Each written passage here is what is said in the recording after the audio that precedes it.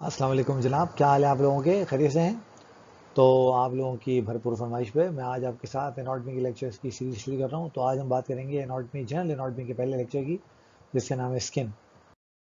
अच्छा, अगर आप इस डायग्राम को देखें तो इस डायग्राम में हमारी बॉडी के सिर्फ स्किन नहीं, बहुत सारे लेयर्स हमें नज़र आ रहे हैं। इसमें ये जो पहली लेयर जिस पर मैं अपना कर्सर चला रहा हूँ, और ये दूसरी लेयर, ये जो येलो कलर की आपको लेयर नज़र आ रही है, ये हमारा फैट है। इस फैट से ऊपर वाली ये जो लेयर हमें नज़र आ रही है, ये हमारी स्किन है, और ये स्किन के हमारे दो पार्ट्स हैं। अभी हम उसकी बात करते हैं कि वो स्किन के दो पार्ट कौन से होते हैं। अब जब मैं आपके साथ ये लेक्चर डिस्कस करूंगा तो मैं बीच में आपको बहुत सारे सवाल भी दूंगा, जिससे आपके जो तैयारी है एग्जाम की वो भी होती जाए। तो पहला आपके पास मल्टीपल चॉइस है कि the clinical system related with skin is: A is nervous system, B is integumentary system, C is musculoskeletal system, and D is genitourinary system. इसका जवाब मैं आपसे आखिरी के अंदर डिस्कस करता हूँ। जब मैं स्किन को देखता हूँ तो आपको नजर आ रही है ये कि स्किन की डायग्राम है, और इसमें आपको स्किन के ये दो पार्ट नजर आ रहे हैं। Now the superficial part of the skin is called epidermis, और आपने याद रखना है एपिडर्मिस एक नॉन वेस्कुलर और नॉन सेंसिटिव पार्ट होता है। अभी हम बात करेंगे तो आपको पता लगेगा कि एपिडर्मिस के अंदर ना ब्लड वेसल्स होती हैं, ना नर्व्स होती हैं, कुछ भी नहीं होता। अच्छा, अब सवाल ये पैदा होता है कि जब इसके अंदर ना ब्लड सप्लाई है ना नर्व्स हैं, तो फील तो ये कुछ भी नहीं करता, तो इसको नरिशमेंट कैसे मिलती है? तो वो डर्मिस से, यहाँ पे ब्लड वेसल आपको नजर आ रही है, चीज़ें डिफ्यूज होकर जो है वो चली जाती हैं, और डर्मिस से एपिडर्मिस में जो है वो सप्लाई होती है। तो जब हम बात करेंगे स्किन की, व्हाट इज स्किन, तो skin is the outer most layer of the human body. Now skin is the largest organ of the human body. अच्छा, इसके ऊपर थोड़ी सी डिबेट है। कुछ लोग लिवर को बॉडी के लार्जेस्ट ऑर्गन मानते हैं, और कुछ लोग इसको स्किन को मानते हैं, तो खैर उससे हमें कोई फर्क नहीं पड़ता। Now clinical is termed as integument. अब इस पॉइंट को पढ़ने के बाद आपको पिछले एमसीक्यू का जवाब मेरे ख्याल में मिल गया होगा। स्किन को जब हम देखते हैं तो ये दो पार्ट में डिवाइडेड होती है। मैं जैसे मैंने आपको बताया कि जो सुपरफिशियल पार्ट है उसको हम एपिडर्मिस, और जो डीपर पार्ट है उसको हम डर्मिस कहते हैं। नाउ जो एपिडर्मिस है, it is the outer layer of the skin, और ये बेसिकली एपिथेलियम से बनी होती है। अच्छा, अभी तक के हिस्टोलॉजी में आपने एपिथेलियम यकीनन देख लिया होगा। तो जब मैं एपिथेलियम को देखता हूँ तो वो एपिथेलियम जो स्किन के एपिथेलियम है, is called stratified squamous keratinised epithelium. अच्छा, अब स्ट्रेटिफाइड आपको पता लग गया होगा, इसमें लेयर्स होते हैं बहुत सारे। स्क्वामस जो टॉप मोस्ट लेयर होती है वो फ्लैट सेल्स के ऊपर जो है वो मुश्तमिल होती है। अभी मैं आपको इसका डायग्राम भी दिखाता हूँ। और साथ में इसको हम केराटिनाइज इसलिए कह रहे हैं because it secrets special protein called keratin, और केराटिन बेसिकली वाटर प्रूफिंग का काम करती है हमारी बॉडी में। ना अब एपिडर्मिस जो होती है वो बॉडी के डिफरेंट पार्ट्स में हमें डिफरेंट तरह की नजर आती है। से फॉर एग्जांपल, अगर मैं अपनी आईलिड्स के ऊपर देखूंगा तो ये मुझे बहुत पतली नजर आएगी, और इसके बरक्स जब मैं अपने पास पाम पे देखूंगा या फुट के सोल में देखूंगा तो ये वहाँ बहुत थिक होगी, क्योंकि वो वियर एंड टीयर को उसने बर्दाश्त करना होता है। एपिडर्मिस जो होती है वो मैंने आपको पहले ही बताया था कि नॉन वेस्कुलर होती है, और वो डिफ्यूजन के जरिए डर्मिस से जो है वो नरिशमेंट को रिसीव करती है। अच्छा, अब जब हम आगे चलते हैं और हम बात करते हैं एपिडर्मिस के बाद डर्मिस की।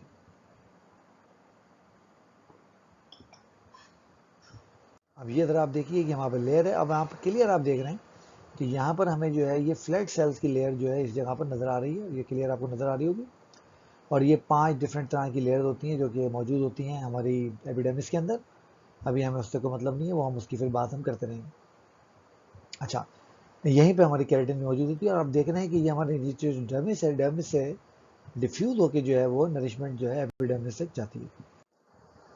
एक और मल्टीपल चॉइस आपके लिए कि regarding skin, outermost layer of the body made up of dermis and epidermis. Dermis is made up of stratified epithelium and cells of epidermis receive nutrition from by diffusion from dermis. तो इसके जवाब भी मैं आखिर में आपसे discuss करता हूँ।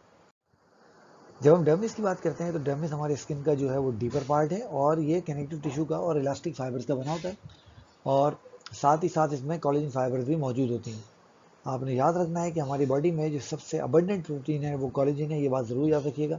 जो अक्सर एग्जाम में सवाल आपसे पूछ लिए जाते हैं। तो collagen is the most abundant protein of the human body. Now it contain numerous blood vessel, lymphatic and nerves. ये सेंसिटिव पार्ट है, यहाँ पर ब्लड सप्लाई होती है, और इस पर अगर इंजरी हो तो वो बड़ी पेनफुल होती है, हमें बड़ा दर्द भी करती है। अच्छा, बिल्कुल एपिडर्मिस की तरह जो डर्मिस की थिकनेस है वो भी वेरी करती है according to the need of the body. Sole में, पाम में बहुत थिक होगी, बाकी जगहों पर थिन होगी।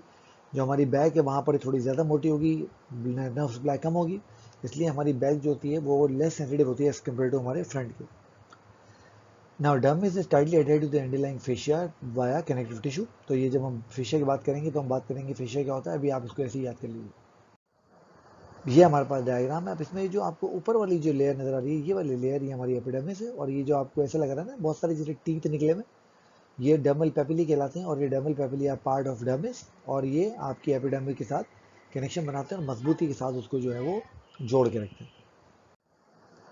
Now dermis contain all of the following except blood vessels, nerves, bone and lymphatics। इसके जवाब भी मैं आपसे डिस्कस करता हूँ कि वो कैसे होगा। राइट, अब जो हमारी स्किन है वो हमारी बॉडी के डिफरेंट पार्ट्स में डिफरेंट तरीके से अडेप्ट हुई हुई है। बात करते हैं कौन कौन सी।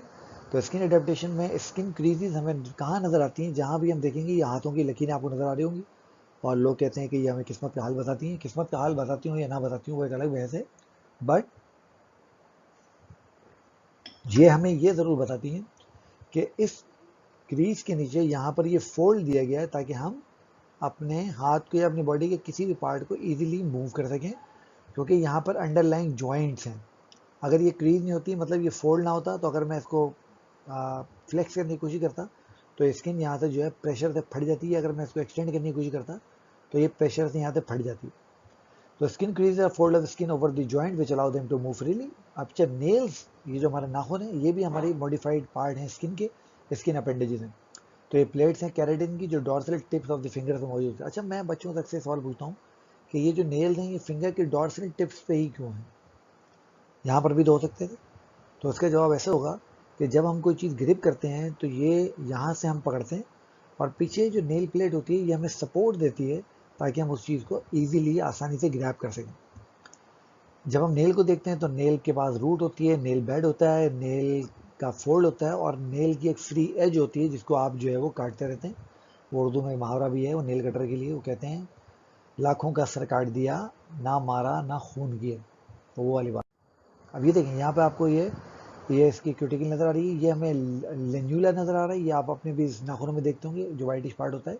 ये नेल प्लेट है, नेल प्लेट के नीचे नेल बेड होगा, और ये डिस्टल फ्री एज है जो बढ़ती है, जिसको आप जो है वो काट सकते हैं, और ये प्रॉक्सिमल नेल फोल्ड आपको नजर आ रहा है। स्किन एडेप्टेशन में एक बहुत चीज़ जिसके ऊपर इंसान बहुत ज़्यादा पैसे खर्च करता है, कॉस्मेटिक अपने आप को बेहतर बनाने के लिए। गंजे लोग बाल लगवाते हैं, जिनके बाल हैं वो उनको खूबसूरत करने की, लंबा करने की कोशिश कर रहे होते हैं। तो हेयर फॉलिकल जो है वो भी इन्वेजिनेशन है किसकी, हमारी एपिडर्मिस की, और ये एपिडर्मिस से इन्वेजिनेट करती हुई डर्मिस के अंदर तक चली जाती है। अब जो पूरा का पूरा बाल है ये इनसेंसिटिव होता है, बाल का सिर्फ एक पार्ट सेंसिटिव होता है, इसको हम कहते हैं हेयर बल्ब। अगर आप इस डायग्राम को देखें तो ये वाला जो पार्ट है इसका, यहाँ पर आप देख रहे हैं आपको ब्लड वेसल नजर आ रही है, नर्व्स भी नजर आ रही है, ये इसका सेंसिटिव पार्ट है। बाकी ये जो पूरा का पूरा पार्ट है इसका, ये इसका नॉन सेंसिटिव पार्ट है। अच्छा जनाब, ये हम देख रहे हैं। इसके साथ साथ हमें एक और जो चीज़ यहाँ पर नजर आ रही है वो हमें स्टोइड ग्लैंड नजर आ रहे हैं। आपने याद रखना है कि स्टोइड ग्लैंड हमारी स्किन के सबसे डीप अपेंडेजेस हैं। बेसिकली ये एक्राइन ग्लैंड होते हैं, और ये आपको पता है स्टोइड प्रोड्यूस करते हैं, और स्टोइड फिर क्या करता है ये भी आपको मालूम है, थर्मो रेगुलेशन पार्ट प्ले करता है। अच्छा, यहाँ पर एक और चीज़ आप नोट कीजिए, और वो चीज़ ये है कि अगर मैं अपने हेयर फॉलिकल को देख रहा हूँ तो इसके साथ मुझे ये एक ग्लैंड और नजर आ रहा है, this is the sebaceous gland. ये सेबेशियस ग्लैंड एक ऑयली सिक्रीशन प्रोड्यूस करते हैं, इसका नाम होता है सीबम। सीबम दो काम करती है। नंबर वन, ये जो हेयर का शेफ्ट है इसको ल्यूब्रिकेट करती है ताकि जब आपके बाल मूव करें तो वो टूट टूट के गिरने ना लगे। और नंबर टू, ये आपकी जो स्किन है उसको भी जो है ऑयली रखती है, मॉइस्ट रखती है। एक और मल्टीपल चॉइस आपके लिए, all of the following are appendages of skin except. तो ceruminous gland, sebaceous gland, steroid gland और हेयर फॉलिकल्स। तो इसके जवाब आप बड़े आराम से दे सकते हैं। फंक्शन स्किन के बहुत सारे हैं, आपको पता है ये मैकेनिकल बैरियर है, माइक्रो ऑर्गेनिजम्स को हमारी बॉडी के अंदर एंटर होने से रोकती है, परमेबिलिटी बैरियर है, पानी को और दूसरी चीज़ों को हमारी बॉडी के ना अंदर जाने देती है ना अंदर से बाहर आने देती है। सेंसरी ऑर्गन है, as a matter of fact skin हमारी बॉडी का सबसे बड़ा सेंसरी ऑर्गन है। हम सर्दी, गर्मी, ठंडा, गर्म, पेन, बहुत सारी चीज़ें इससे जो है वो सेंस करते हैं। थर्मो रेगुलेटरी ऑर्गन है, अभी हमने बात की कि स्टॉइड आता है, स्टॉइड आके जो है वो हमारी थर्मो रेगुलेशन पार्ट प्ले करता है। ये प्राइमरी इम्यून रिस्पॉन्स भी इनिशिएट करते हैं, इसके अंदर WBCs भी होते हैं। फिर स्किन खुद with a part of first line of defence, ये मैकेनिकल बैरियर है, और ये हमारी बॉडी के अंदर से जो है डिफरेंट माइक्रो ऑर्गेनिज्म को एंटर होने से रोकता है। ये हमने बात ऑलरेडी कर ली है कि बहुत सारी एनवायरमेंटल चीज़ों से उनको रोकता है। और विटामिन डी आपको पता है जब हम सुबह के वक्त धूप में जाके बैठते हैं तो ये विटामिन डी जो है सिंथेसाइज करता है। तो आखिर में आपके लिए एक असाइनमेंट है, आपने स्किन बताना है क्या होती है और स्किन की 3 फंक्शन यहाँ पे लिखने। इसके साथ ही मैं इस लेक्चर को एंड करता हूँ। होपफुल हूँ कि आपको ये चीज़ समझ आई होगी। टिल नेक्स्ट लेक्चर, अल्लाह हाफिज़।